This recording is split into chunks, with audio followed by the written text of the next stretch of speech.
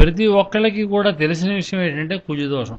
కుజదోషం ఉన్న వాళ్ళని వివాహం చేసుకోవాలని, అలా చేసుకోకపోతే కనుక ఆ వివాహం భగ్నం అవుతుందని, లేకపోతే జీవిత భాగస్వామి మరణిస్తాడని, లేకపోతే దాంపత్య జీవితంలో గొడవలు వస్తాయని చెప్పి ప్రతి ఒక్కళ్ళు కూడా అనుకుంటూ ఉంటారు, భావిస్తూ ఉంటారు. కాబట్టి కుజదోషం ఉన్న వాళ్ళకి కుజదోషం ఉన్న వాళ్ళనే సంబంధం వెతుక్కుంటూ ఉంటారు. కానీ ప్రజలకు తెలియంది 100% ప్రతి ఒక్కరికి కూడా తెలియని విషయం ఏంటంటే వివాహం భగ్నం అవ్వాలన్నా, లేదా దాంపత్య జీవితంలో గొడవలు రావాలన్నా, జీవిత భాగస్వామి మరణించడం, లేదా విడాకులు తీసుకోవడాలు, ఇవన్నీ జరగడానికి కేవలం కుజదోషం ఒక్కటే కారణం కావక్కర్లేదు. ఇంకా చాలా దోషాలు ఉన్నాయి. కుజదోషం కూడా ఒక కారణం దాంపత్య జీవితంలో సమస్యలు ఎదురవడానికి. కాబట్టి మిగిలిన విషయాలు ఏవి, మిగిలిన గ్రహ దోషాలు ఏవి కూడా ప్రజలకు తెలియదు. అది తెలియజేయాల్సిన బాధ్యత జ్యోతిష్కులకు ఉంది. కాబట్టి ఆ బాధ్యతలో భాగంగా మీకు కొన్ని వివరాలు తెలియజేస్తాను, ముఖ్యమైన వివరాలు. మేష లగ్నంలో పుట్టిన వధువైన వరుడైన, అబ్బాయి అయినప్పటికీ అమ్మాయి అయినప్పటికీ, మేష లగ్నంలో పుట్టిన వాళ్ళకి లగ్నాత్తు 6 శుక్రుడున్నా, లగ్నాత్తు 7 సూర్యుడు ఉన్నా, లేదా లగ్నాత్తు వ్యయంలో బుధగ్రహం ఉన్నా దాంపత్య జీవితంలో కలతలు చెలరేగుతాయి అన్నది ఖచ్చితం. వృషభ లగ్నం వాళ్ళకి వ్యయంలో శని ఉన్నా, 3 కుజుడు కానీ 6 కుజుడు కానీ ఉంటే దాంపత్య జీవితంలో సమస్యలు ఎదురవుతాయి. అంతేకాకుండా ఈ వృషభ లగ్నం వాళ్ళకి సప్తమంలో చంద్రుడు ఉంటే అది కూడా దాంపత్య జీవితంలో సమస్యలు ఎదురవుతాయి. మిథున లగ్నం వాళ్ళకి వ్యయంలో కుజుడున్నా, లేదా సప్తమంలో కుజుడున్నా, 6 గురుగ్రహం ఉన్నా, 8 గురుగ్రహం ఉన్నా దాంపత్య జీవితంలో చాలా సమస్యలు ఎదురవుతాయి. కాబట్టి దాంపత్య జీవితంలో సమస్యలు ఎదురవడం అంటే దాంట్లో ఎలాబొరేటెడ్గా చెప్పాల్సింది ఏంటంటే అది విడాకులు కావచ్చు, జీవిత భాగస్వామి యొక్క ఆయుష్ మీద దెబ్బకొట్టే విషయం కావచ్చు, దాంపత్య జీవితంలో ఒక మాట మీద భార్యాభర్తలు ఉండకుండా పరస్పరం భిన్నాభిప్రాయాలతోటి, నిత్యం కలతలతోటి, కలహాలతోటి అశాంతి పాలైపోవడం, ఇవన్నీ కూడా ఈ దాంపత్య జీవితంలో సమస్యల కింద వస్తాయి. ఇవన్నీ కూడా ఈ దోషం ఏ స్థాయిలో ఉంది అన్నది ఈ గ్రహాల యొక్క స్థితిని బట్టి ఆధారపడి ఉంటుంది. కాబట్టి ఇటువంటి గ్రహాల యొక్క కాంబినేషన్ ఉన్నప్పుడు అటువంటి ఆ సంబంధం చేసుకునే సందర్భంలో అనుభవజ్ఞుడైన జ్యోతిష్కుడిని సంప్రదించి ఒక నిర్ణయానికి రావాల్సిందిగా కోరుతున్నాం. కర్కాటక లగ్నం వాళ్ళకి వ్యయంలో కుజుడున్న, 6 శని ఉన్న, 7 గురుగ్రహం ఉన్నా అది దాంపత్య జీవితంలో కలతలకి కారణమవుతుంది. సింహలగ్నం వాళ్ళకి లగ్నాత్తు వ్యయంలో కుజుడున్నా, లేదా శనిగ్రహం ఉన్నా, లేదా లగ్నాత్తు 9 శని ఉన్నా అది దాంపత్య జీవితంలో సమస్యలకి కారణమవుతుంది.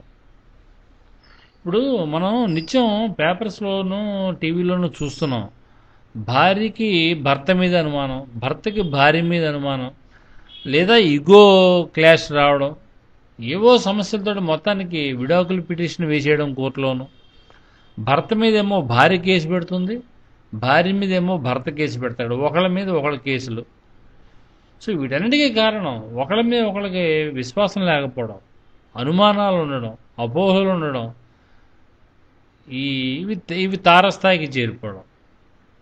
తర్వాత కన్యా లగ్నానికి అష్టమంలో శుక్రుడున్న, లగ్నాత్తు 8 అంటే మేషరాశిలో శుక్రుడున్న, లగ్నాత్తు 6 గురుగ్రహం ఉన్నా కూడా అది దంపతుల మధ్య కలహాలకి కారణం అవుతుంది.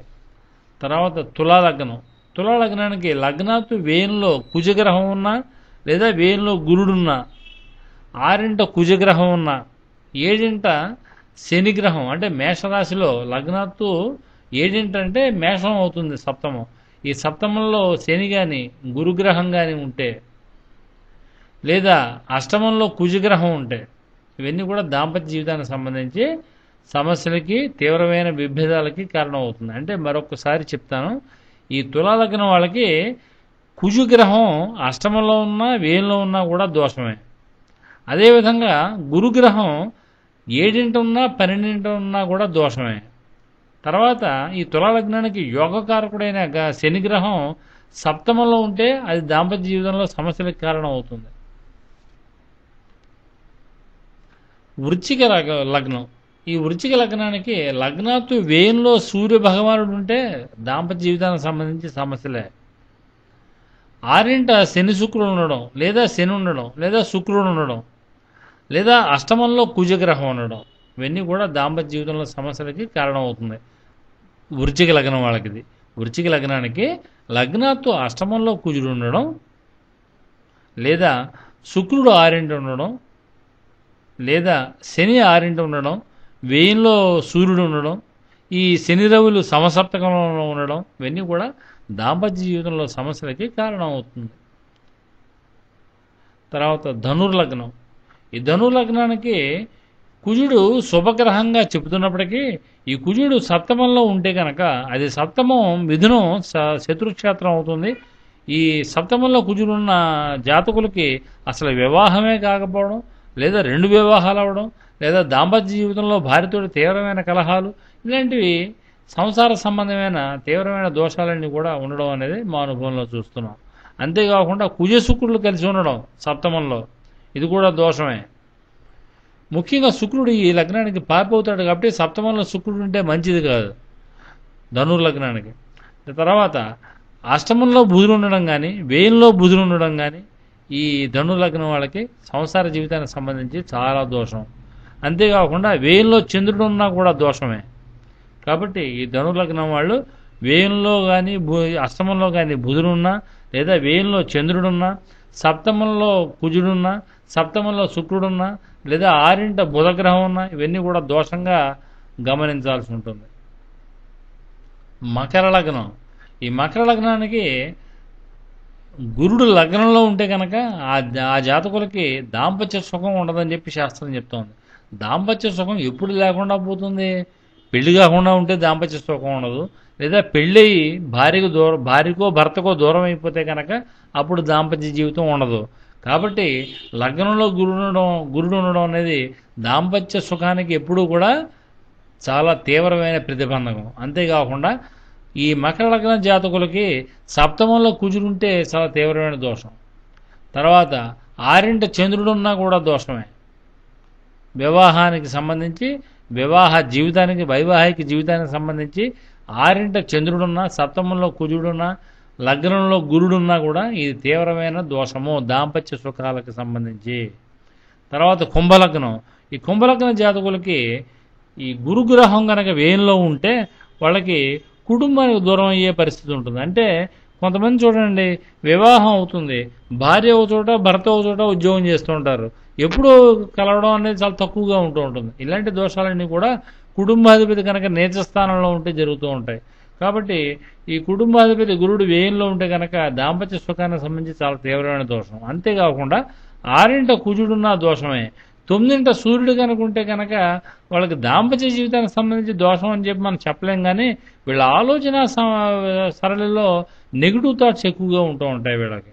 ఇది కుంభలగ్నానికి సంబంధించి. ఇంకా మీనలగ్నం, ఈ మీనలగ్నం జాతకులకి వ్యయంలో కుజుడున్నా, లేదా 5 కుజుడున్నా, అష్టమంలో కుజుడున్నా కూడా వీళ్ళ ఆలోచనలన్నీ కూడా నెగిటివ్ థాట్స్ ఎక్కువగా ఉంటూ ఉంటాయి జీవిత భాగస్వామికి సంబంధించి, లైఫ్ పార్ట్నర్ మీద.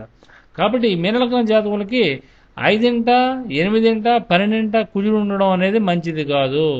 ఫైనాన్షియల్ ఆస్పెక్ట్లో కూడా మంచిది కాదు. తర్వాత 8 సూర్యుడు ఉంటే, లేదా 9 సూర్యుడు ఉంటే మంచిది కాదు వీళ్ళకి. సూర్యుడు 8 కానీ 9 కానీ ఉంటే ఈ మీనలగ్న జాతకులకి మంచిది కాదు. ఆరోగ్యపరంగా కూడా మంచిది కాదు, ఆలోచనల పరంగా కూడా మంచిది కాదు. కాబట్టి సర్వజనులు కూడా వివాహం ఫలప్రదం అవ్వాలంటే, వైవాహిక జీవితం సుఖంగా ఉండాలంటే కేవలం ఏదో ఒక కుజుదోషం ఒకటి మీరు సరిపెట్టేసుకుని వివాహం చేసుకుంటే ఆ దాంపత్య జీవితం మరి దెబ్బతినడానికి చాలా ఆస్కారం ఉంది. కాబట్టి ఈ తారాబలం కంపల్సరీగా వధూవరులకి సరిపోవాలి. వధువు నుంచి వరుడు చూసుకోవాలి, వరుడు నుంచి వధువుకి అవసరం లేదు. తారాబలం వధువు నుంచి వరుడికి సరిపోవాలి. తర్వాత వధువుల జన్మలగ్నాలకి జన్మలగ్నాధిపతులకి మిత్రత్వం అనేది ఉండాలి. తర్వాత ఈ కుజదోషమే కాకుండా మిగిలిన ఈ నేను చెప్పిన విధంగా సంపూర్ణంగా జాతక పరిశీలన అనేది క్షుణ్ణంగా చేసి, పర్వాలేదు అన్ని శుభగ్రహాలు ఉన్నాయి, లగ్నాతో ద్వితీయం సప్తమం ఏ భావాలు ఖచ్చితంగా పరిశీలించాల్సి ఉంటుంది. ద్వితీయం కుటుంబ స్థానం, సప్తమం లైఫ్ పార్ట్నర్ యొక్క ప్లేసు, వ్యయం ఏంటంటే దాంపత్య సుఖాలకు సంబంధించిన స్థానం. కాబట్టి 2, 7, 12 స్థానాలని క్షుణ్ణంగా పరిశీలించాల్సి ఉంటుంది. అప్పుడే ఆ వధూవరులు చిరకాలం సుఖంగా ఉండగలుగుతారు. కాబట్టి ఇవన్నీ కూడా మీరు క్షుణ్ణంగా పరిశీలించే జ్యోతిష్కుడిని సంప్రదించి సత్ఫలితాలు పొందుదురుగాక. శుభం భూయాత్.